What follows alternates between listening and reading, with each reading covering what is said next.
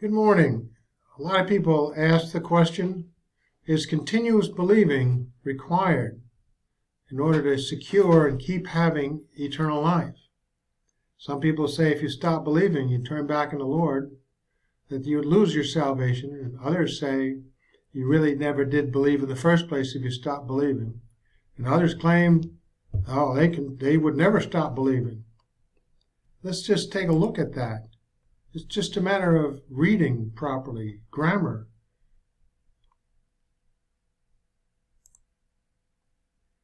Down on believing here.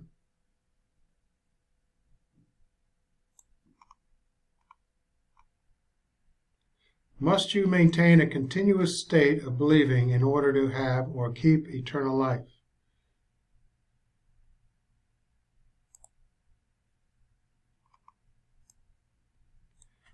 The Greek phrase rendered "whoever believes" in John 3:15 is not a present tense verb which conveys continuous action, but actually it's a noun, a nominative present participle, a noun portraying punctiliar action conveying the believer, the one who exercised a moment of faith, a moment of mental assent in Jesus Christ, the Son of Man, in order to never have to experience eternal perishing, but have eternal life. Continuous faith in Christ is neither attainable by mortal man, nor in view in John 3:14-15, or even in 16.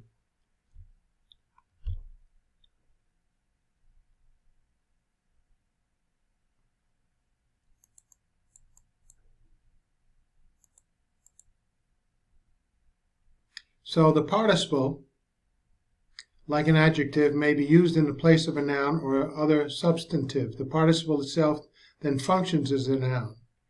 Its case, gender, number are determined by its use in the sentence. So, the believing one, that's a participle. It may be used in most of the ways in which a noun is used,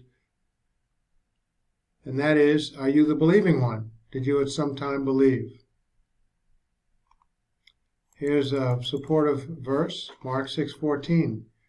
King Herod heard about this, for Jesus' name had become well known. Some were saying John the Baptist has been raised from the dead, and that is why miraculous power is at work with him. John the Baptist is actually John the baptizing one. It's a participle, present active participle as a noun. It's translated correctly as the Baptist, but he's the baptizing one. It's not continuously being the Baptist because he was beheaded, but he's still called the Baptist. It's whether he was a Baptist at some time, and that was his title, and it's described in a noun form, but translated as the Baptist, the baptizing one.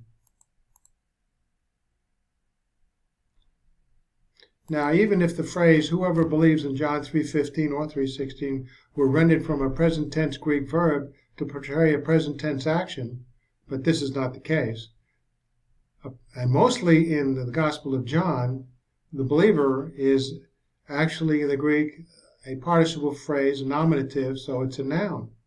A present tense verb without qualifiers would still not convey a requirement that one continuously believe in the Son of Man or in Jesus Christ, the Son of God, in 3:16, in order to never have to experience eternal perishing, but have everlasting life or eternal life. So simple present tense does not demand continuous action without qualifiers.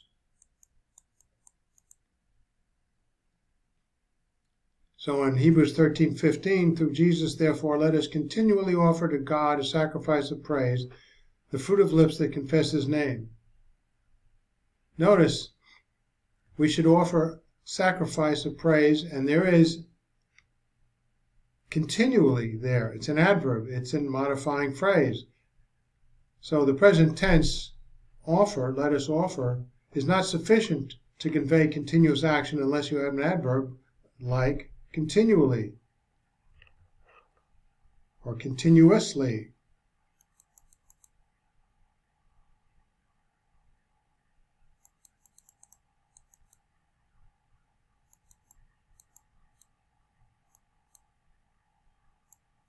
We have lots of testimony to that.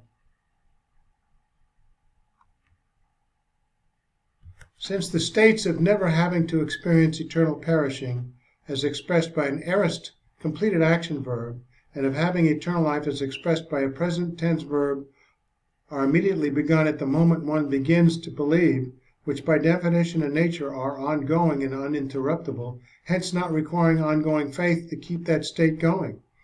Then if the phrase in John 3:15 rendered whoever believes in the New King James Version, and most of the versions, were to be in some category of the present tense in the Greek Bible, as some maintain, and it is not, it is a nominative participle for noun, then the rules of Greek grammar, context, and logic demand that it be in the aorist present, and as such would then present the action as a simple completed event without any reference to its progress, serving the same function as the nominative participle noun. First of all, a continuous state of believing in Christ is not possible with man. When you go to sleep, your mind is concentrating on other things, driving a car, walking across the street. Hence, a moment of faith alone in Christ alone is the only feasible possibility.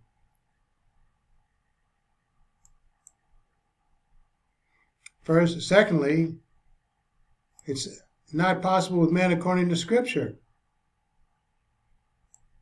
For any sin a believer commits reflects a degree of unbelief, and no one can claim to be without sin, nor maintain a perfect state of continuous faith. 1 John 1:8 says, if we claim to be without sin, we deceive ourselves, and the truth is not in us.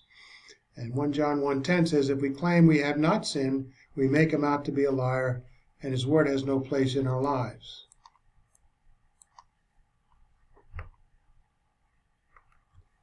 (1 John 4:7-8). Dear friends, let us love one another, for love comes from God. Everyone who loves has been born of God and knows God. Whoever does not love does not know God, because God is love. Notice that whoever does not love does not know God, in the sense of being out of fellowship with him for the moment, acting as one who does not know God, an unbeliever. Since sin is an act of not loving God, hence not knowing him for the moment, and since all believers sin, then all those moments that they do sin, they do not know God. Their faith in him is imperfect and interrupted. Thank God for the moment of faith alone in Christ alone, and you have assurance of eternal life immediately. Question one they ask, can an individual express saving faith in Christ as Savior continuously, without any interruption all his life, even during moments when he is asleep, completely in unconscious sleep? The answer, of course, is no.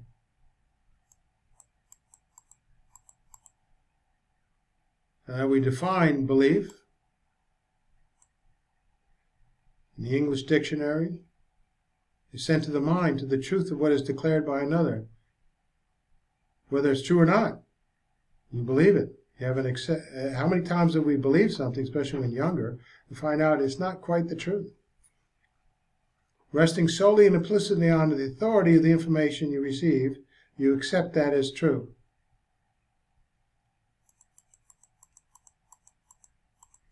Even in the Greek Bible, give credit to mental persuasion of the truth of the matter. The reliability depends not on your belief, but on the promise of God of eternal life. Once you believe you become a child of God, can you get unchilded? That's in John 1:12-14.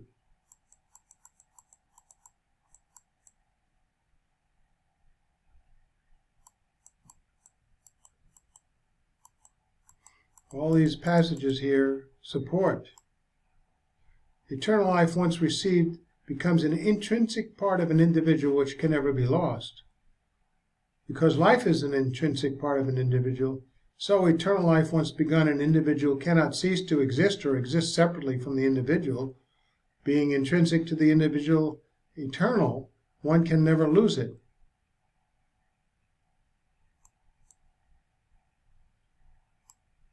You notice this in John 3:16 as well as 3:15. For God so loved the world that he gave his one and only Son, that whoever believes in him should not perish but should have eternal life. Eternal life becomes the present possession, present tense, of the individual the moment he expresses believing in the Son being given for him.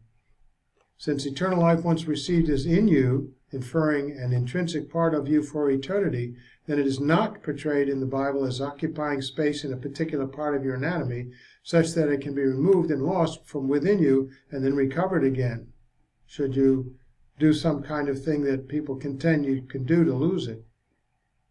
Your sins are paid for by Christ on the cross, forgiven when the moment that you believe is expressed, and that moment you have possession of eternal life. And if you lose it in 10 years, it wouldn't be eternal. It would be 10-year life. So you have it forever. Thank God.